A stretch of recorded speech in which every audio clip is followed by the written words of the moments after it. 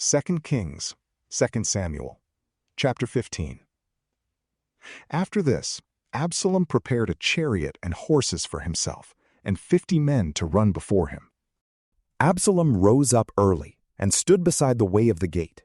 When any man had a suit which should come to the king for judgment, then Absalom called to him and said, "What city are you from?" He said, "Your servant is of one of the tribes of Israel."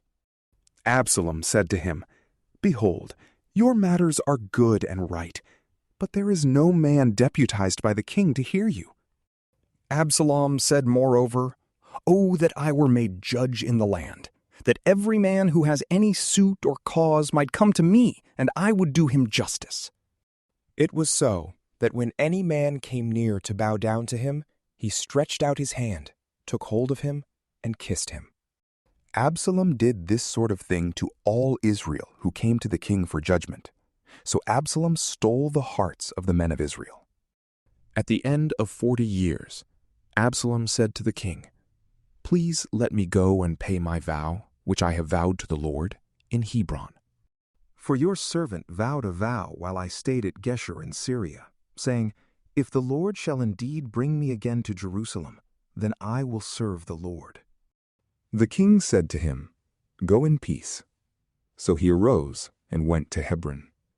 But Absalom sent spies throughout all the tribes of Israel, saying, "As soon as you hear the sound of the trumpet, then you shall say, 'Absalom is king in Hebron.'" 200 men went with Absalom out of Jerusalem, who were invited, and went in their simplicity, and they didn't know anything.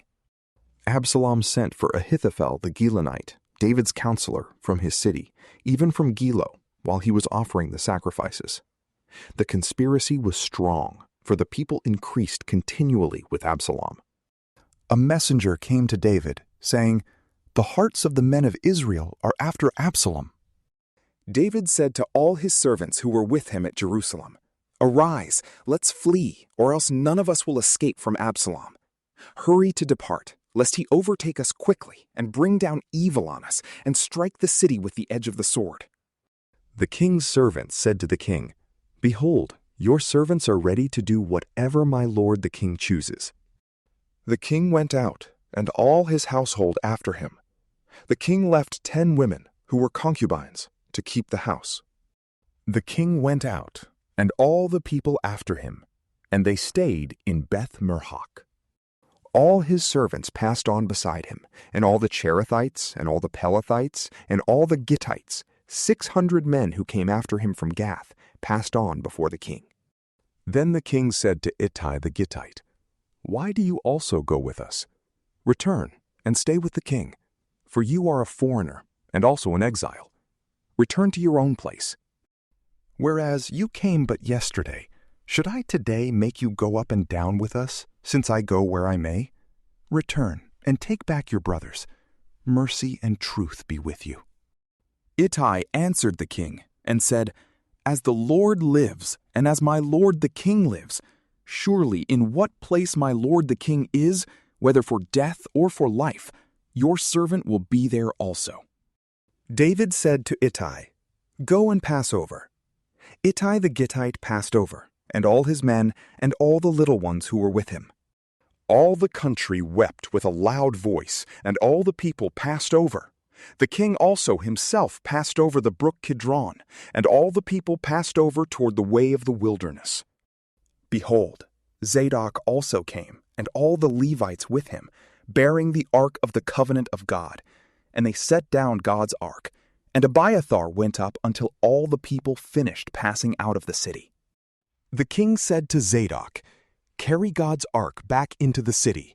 If I find favor in the Lord's eyes, he will bring me again and show me both it and his habitation. But if he says, 'I have no delight in you,' behold, here I am. Let him do to me as seems good to him." The king said also to Zadok the priest, "Aren't you a seer? Return into the city in peace, and your 2 sons with you, Ahimaaz your son, and Jonathan the son of Abiathar. Behold, I will stay at the fords of the wilderness until word comes from you to inform me." Zadok, therefore, and Abiathar carried God's ark to Jerusalem again, and they stayed there. David went up by the ascent of the Mount of Olives, and wept as he went up, and he had his head covered, and went barefoot. All the people who were with him each covered his head, and they went up, weeping as they went up. Someone told David, saying, "Ahithophel is among the conspirators with Absalom."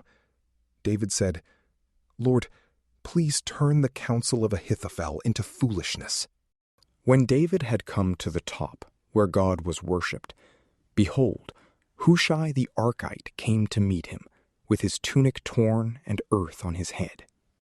David said to him, "If you pass on with me, then you will be a burden to me. But if you return to the city and tell Absalom, 'I will be your servant, O king, as I have been your father's servant in time past, so I will now be your servant,' then you will defeat for me the counsel of Ahithophel. Don't you have Zadok and Abiathar the priests there with you? Therefore, whatever you hear out of the king's house, tell it to Zadok and Abiathar the priests. Behold, they have there with them their 2 sons, Ahimaaz, Zadok's son, and Jonathan, Abiathar's son. Send to me everything that you shall hear by them." So Hushai, David's friend, came into the city, and Absalom came into Jerusalem. From PrayLamp, peace be with you.